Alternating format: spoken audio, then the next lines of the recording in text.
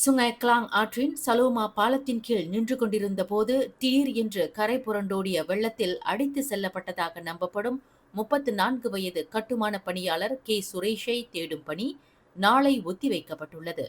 எனினும் அவருக்கு சொந்தமான கைபேசியில் இருந்து கிடைக்கப்பெற்ற சமிக்ஞையின்படி பூச்சோங் அல்லது ஷா அலாம் முதலிய பகுதியை காட்டுவதாக உள்ளது என்று கோலாலம்பூர் டாங்வாங்கி மாவட்ட போலீஸ் தலைவர் ஏசிபி ஜசாலி அடாம் தெரிவித்தார். அந்த கட்டுமான மேற்பார்வையாளரின் கைபேசி இன்னமும் செயல்பாட்டில் இருக்கிறது. அந்த கைபேசியை அவர் கைப்பையில் வைத்திருக்கலாம். ஆனால் அந்த கைப்பை அவரிடம்தான் உள்ளதா அல்லது ஆற்று நீரில் அடித்து செல்லப்பட்டதா என்பது உறுதியாக தெரியவில்லை என்று ஏசிபி சசாலி குறிப்பிட்டார். இந்த சம்பவத்தில் சுரேஷிற்கு சொந்தமான 4-wheel டிரைவ் பஜேரோ மிட்சுபிஷி வாகனமும் நீரில் அடித்து செல்லப்பட்டுள்ளது.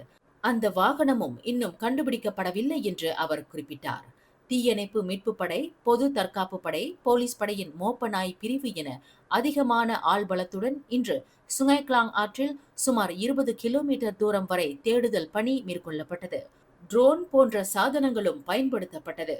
எந்த ஒரு துப்பும் இதுவரை கிடைக்கவில்லை என்று சம்பவ இடத்தில் காணப்பட்ட ஏசிபி சசாலி தெரிவித்தார். நேற்று திங்கட்கிழமை மாலை 5:30 மணியளவில் கனத்த மழை பெய்து கொண்டிருந்த போது கோலாலம்பூர் காம்பங் பாருவிற்கு அருகில் சுங்காய் கிளாங் ஆற்றில் சலோமா பாலத்தின் கீழ் கட்டுமான தளத்தில் நின்று கொண்டிருந்த சுரேஷ் மற்றும் 11 அந்நிய நாட்டவர்களும் ஆற்றில் திடீரென்று உயர்ந்த நீரில் சிக்கிக் கொண்டனர்.